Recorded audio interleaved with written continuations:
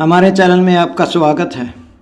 मैं दुल्हन बनी थी और मेरे पति अनिल कमरे में थे, लेकिन मैं अपने जेठ का इंतज़ार कर रही थी क्योंकि मेरी शादी मेरे ही घर में ज़बरदस्ती अनिल से कर दी गई थी।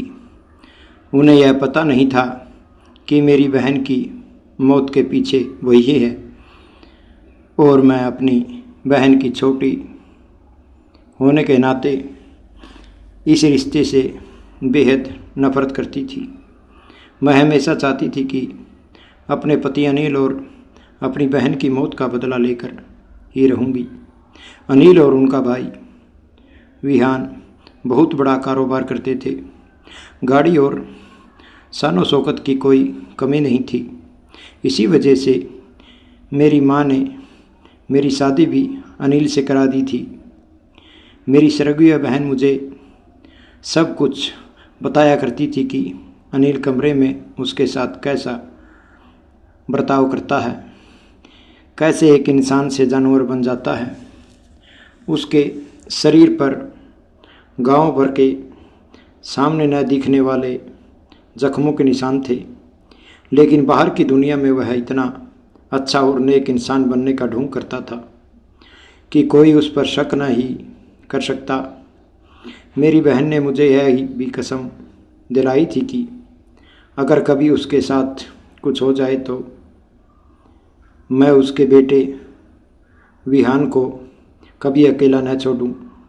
एक दिन मुझे पता चला कि अनिल ने मेरी बहन को पहाड़ों में घूमने के बहाने बुलाकर उसके साथ कोई चाल चली है और जब वह लौटा तो बस हल्की सी चोट के साथ वापस आया, लेकिन मेरी बहन की लाश कभी नहीं मिली।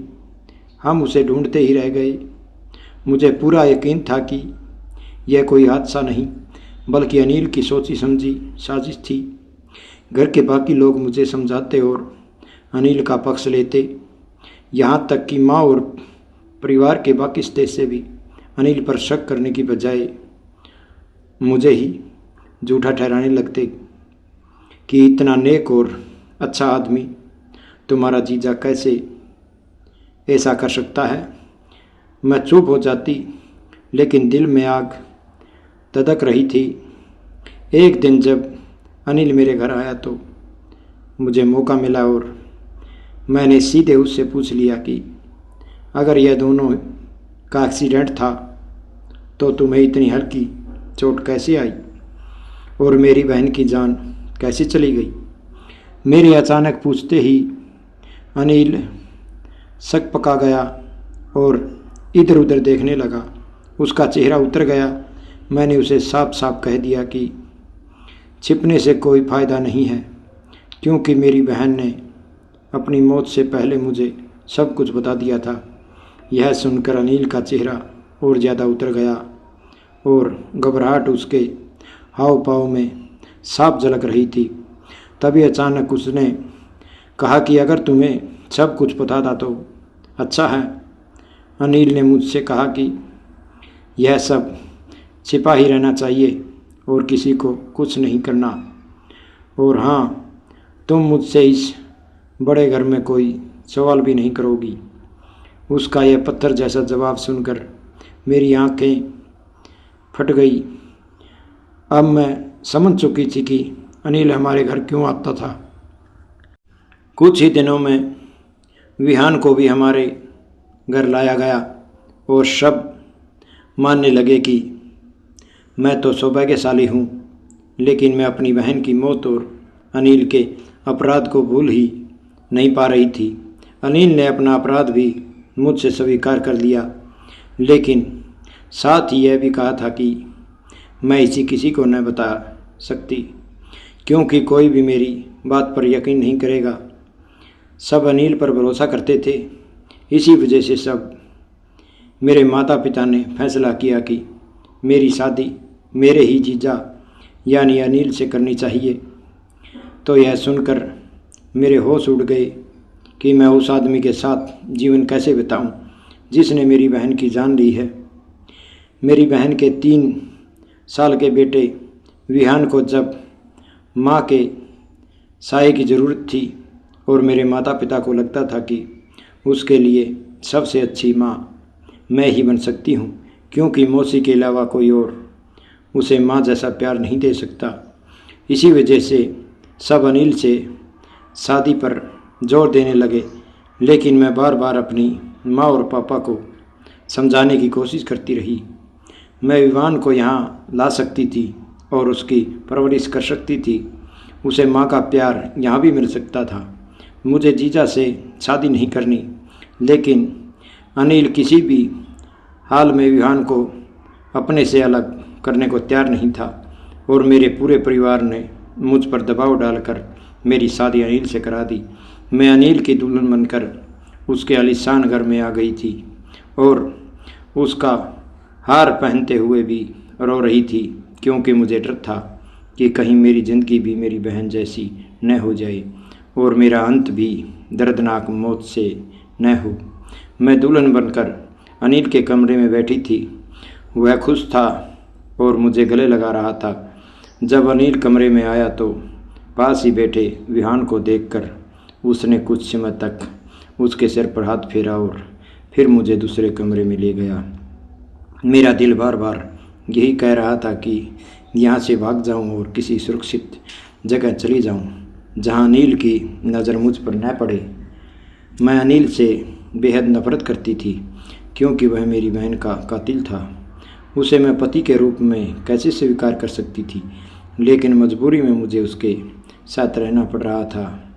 मैं यह सब सिर्फ विवान के लिए सह रही थी, क्योंकि मेरी माँ मुझे समझाती रहती थी कि अगर मैंने अपने पति की नहीं सुनी या उसका सम्मान नहीं किया तो घर का माहौल ख़राब हो जाएगा।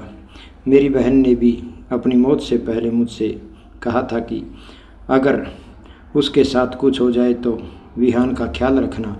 इसलिए मैं यह जहर पीकर भी सब कुछ विहान के लिए सह रही थी। अपनी सोच में डूबी हुई तैयार कर रही थी कि तभी अनिल कमरे में आया। उसकी माँ भी साथ आई, जो प्रार्थना कर रही थी कि वह कह रही थी कि अनिल मेरे पास इसलिए नहीं आता ताकि मुझे जबरन कुछ न करना पड़े। मेरी बहन ने भी मुझे बताया कि अनिल कोई गंभीर बीमारी है, इसी वजह से वह उसके पास नहीं जाता। जैसे ही यह याद आया मेरी आंखें भर आई और मैं रोते हुए पहुंची तो सास ने मुझे दिलासा दिया कि चिंता मत करो, तुम्हारा यह ध्यान रखा जाएगा, तुम्हें कोई तकलीफ़ नहीं होगी। बस इस बदले में तुम मेरे बेटे को सच्चे दिल से माँ का प्यार देना और एक अच्छी माँ बनकर विहान का ख्याल रखना, ताकि उसे कभी यह एहसास न हो कि उसकी सगी माँ अब नहीं है। यह सुनकर मेरा दिल तड़प उठा और मन में आया कि अगर तुम्हें अपने बेटे की इतनी चिंता थी तो तुमने उसकी मासूम माँ को क्यों मार डाला।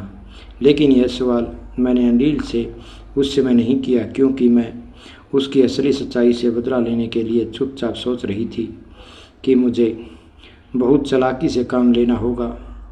तभी अनिल ने मेरा हाथ पकड़कर अपनी ओर खींच लिया और कहा कि मैंने तुम्हें पहले ही कहा था कि तुम्हें यहाँ किसी तरह की कोई परेशानी नहीं होगी, इतना चिंतित मत हो।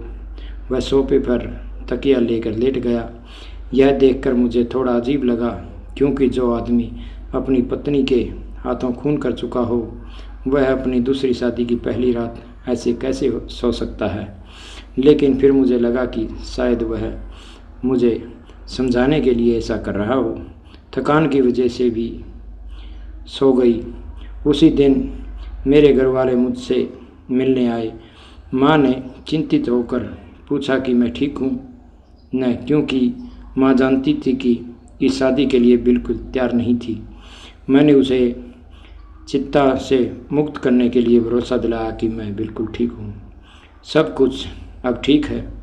माँ ने भी मेरी बात मान ली, लेकिन हकीकत यह थी कि मैं अंदर से बिल्कुल ठीक नहीं थी। मुझे अभी तक कोई पूरा अनुभव नहीं हुआ था, लेकिन फिर भी मैं अनिल पर भरोसा नहीं कर सकती थी, क्योंकि मेरी बहन ने मुझे बताया था कि यह आदमी बाहर से जैसा दिखता है वैसा बिल्कुल नहीं है, कुछ और है और बाहर कुछ और दिखता है। फिर मैंने सोचा कि मैं अपने परिवार से दूर रहकर अनिल की असलियत और अपनी बहन की मौत का राज जानूंगी। लेकिन जब मैंने देखा कि अनिल का व्यवहार मेरे साथ अलग था, वह मुझे तकलीफ़ नहीं दे रहा था, उसने पहली रात भी वैसा कुछ नहीं किया जैसा मेरी बहन बताती थी, तो मैं हैरान रह गई और सोचने लगी कि आखिर सत्य क्या है। यह कहानी कैसी लगी सब्सक्राइब करें, लाइक करें, कमेंट करें। जय श्री राम। धन्यवाद दोस्तों।